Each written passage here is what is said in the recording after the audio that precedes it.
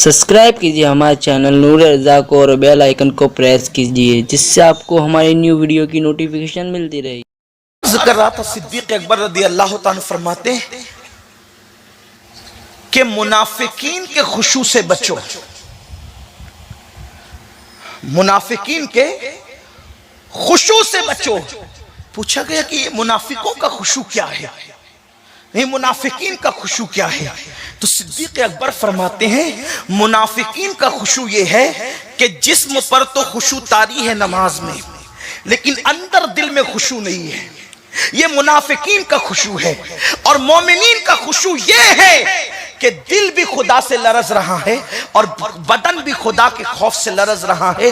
ये मोमिनीन का खुशू है और ऐसी नमाजें अल्लाह के कुर्ब तक पहुंचाती है। इसलिए आज लोग बहुत सारे लोग शिकायत करते हैं कि सैयद साहब मेरी नमाज में वसवसे बहुत आते हैं, जहन एक तरफ नहीं रहता। आसान तरीका बताता हूं, अल्लाह अकबर से लेकर अस्सलामु अलैकुम व रहमतुल्लाह तक पूरी नमाज का तर्जुमा याद कर लो। यानी जो नमाज में कह रहे हो उसको समझने की कोशिश करो कि कहते क्या हो। अल्लाह अकबर का मतलब है अल्लाह सबसे बड़ा है। इस तरह पूरी नमाज याद कर लो। तो जब तुम नमाज का तर्जुमा याद कर लोगे तो अरबी में पढ़ोगे तो उर्दू दिमाग में घूमता रहेगा, और जब दिमाग में घूमता रहेगा तो उतना आपके दिल के अंदर खुशू पैदा होती रहेगी। और फिर मेरे आका अलैहिस्सलाम ने फरमाया, बुखारी शरीफ की हदीस है, मुसलमानों जब कोई मोमिन नमाज पढ़ता है तो वो कितने बुलंद मर्तबे पर फाइज हो जाता है। अफसोस लोगों को कोई वकील बुलाए, डॉक्टर बुलाए, इंजीनियर बुलाए, वजीर बुलाए, अमीर बुलाए तो लोग कहते फुला ने बुलाया, फुला ने बुलाया, फुला ने बुलाया, अपने पास बिठाया, मुझसे बातें की।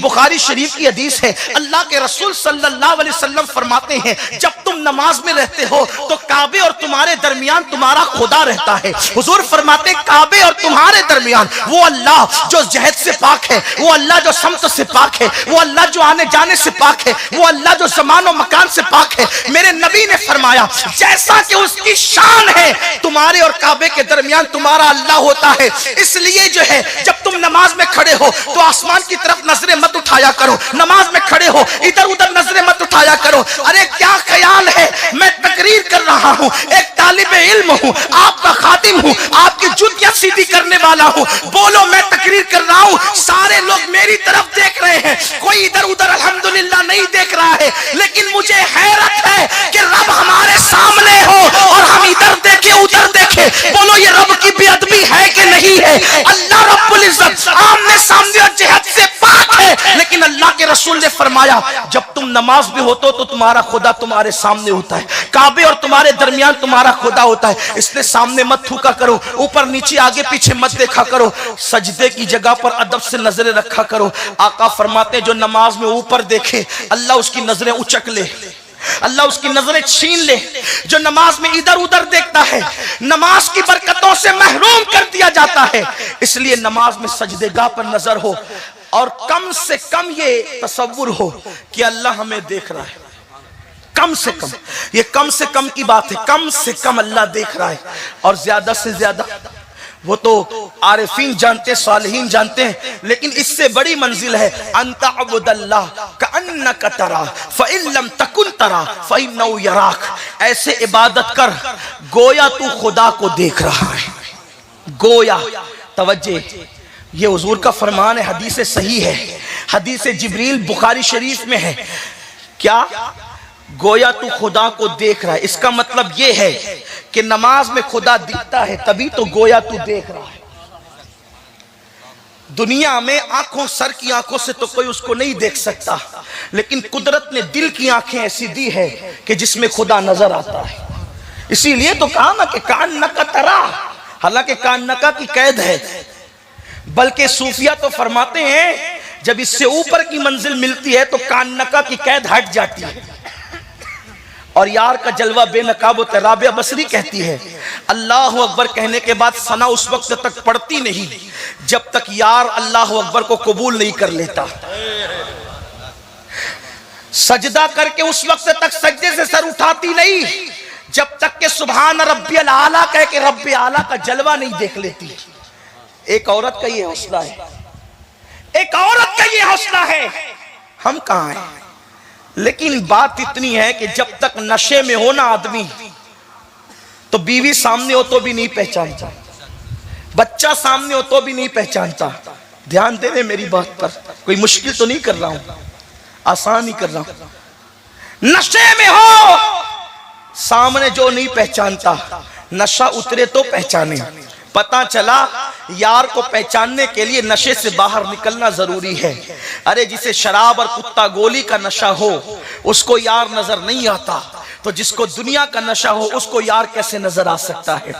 اگر اس کا مشاہدہ کرنا ہے تو انا کے نشے سے نکلنا ہوگا, اس کا مشاہدہ کرنا ہے تو تکبر کے نشے سے نکلنا ہوگا, اس کا مشاہدہ کرنا ہے تو دنیا کے نشے سے نکلنا ہوگا, اگر اس کا مشاہدہ کرنا ہے تو دنیا کے گناہوں کے نشے سے نکلنا ہوگا. لوگ نشے میں ڈوبے ہوئے, شرابی کے نشے کو تو سب برا سمجھتے ہیں, اپنے گناہوں کے نشے کو ہم کب برا سمجھیں گے؟ ذرا کوئی اس سے بھی تو باہر نکلے, ذرا کوئی اس سے بھی تو باہر نکلے, اور پھر یار کی محبت کے نشے کی طرف آئے, تب پتا چلے گا کہ تیری پیدائش کا مقصد کیا ہے. ہمارے آقاؤں نے خشوع سے نمازیں پڑھی, اسی لیے اللہ کے حبیب علیہ السلام کے بارے میں اماں عائشہ کہتی ہے جب حضور نماز پڑھتے تھے تو اتنی خشوع کے ساتھ پڑھتے تھے کہ اللہ کے حبیب علیہ السلام کے سینے سے ایسی آواز اٹھتی تھی جیسے چولہے پہ رکھی ہوئی ہانڈی سے آواز نکلتی. بلکہ اذان کے بعد حضور کی کیفیت یہ ہوتی تھی کہ حضور ہم کو جیسے پہچانتے ہی نہیں ہو. اذان کے بعد آقا کی کیفیت یہ تھی جیسے پہچانتے ہی نہیں ہو.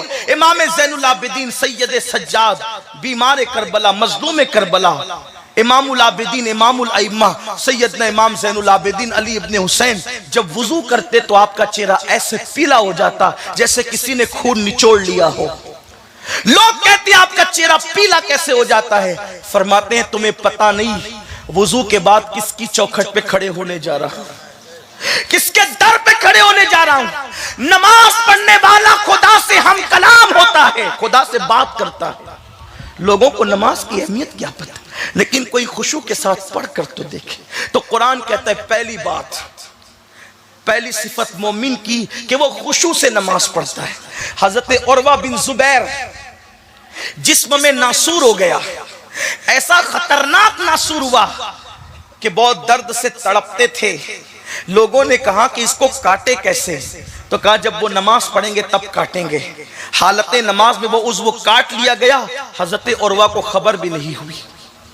اور مولا کائنات کی نماز تو بڑی مشہور ہے کہ وہ تیر نکالنے والا واقعہ حالت نماز میں. سیدنا داؤد طائی نماز میں ہے, آگ لگ گئی ہے گھر میں, پورا محلہ چلا رہا ہے نکلو نکلو نکلو, اور وہ نماز میں ہے. آگ بجھ گئی, نماز پوری کی, سلام پھیرا, کہا یہ بھیڑ کائے کی ہے. حضرت داؤد طائی امام اعظم کے شاگرد ہیں, اپنے وقت کے بہت بڑے صوفی ولی بزرگ ہیں. فرماتے ہیں یہ بھیڑ کائے کی ہے, یہ دھواں کائے کا ہے؟ کہا حضرت آپ کے گھر میں آگ لگ گئی تھی, گھر جل رہا تھا, ہم آپ کو بچانے کے لیے آواز دے رہے تھے اور آپ کی محبت میں یہ بھیڑ جمع ہوئی. فرمایا اللہ کی عزت کی قسم میں تو یار کی بارگاہ میں کھڑا تھا, مجھے خبر ہی نہ ہوئی. یہ نمازیں تھی, اور یہی نمازیں انسان کو مرتبے تک لے جاتی ہے. ہم جو نماز پڑھ رہے ہیں بڑی معذرت کے ساتھ, پہلے تو پڑھتے نہیں اور پڑھتے تو خشوع نہیں. سبحان ربی الاعلیٰ کہہ رہے, پتہ نہیں کہ رب اعلیٰ کی شان بھی کیا ہے, معلوم ہی نہیں ہے کہ سبحان ربی الاعلیٰ کا مطلب کیا ہے. الحمدللہ رب العالمین پڑھ رہے, پتہ ہی نہیں کہ الحمدللہ رب العالمین کا مطلب کیا ہے. جو کہہ رہے ہو خدا کی بارگاہ میں وہ نہیں سمجھتے.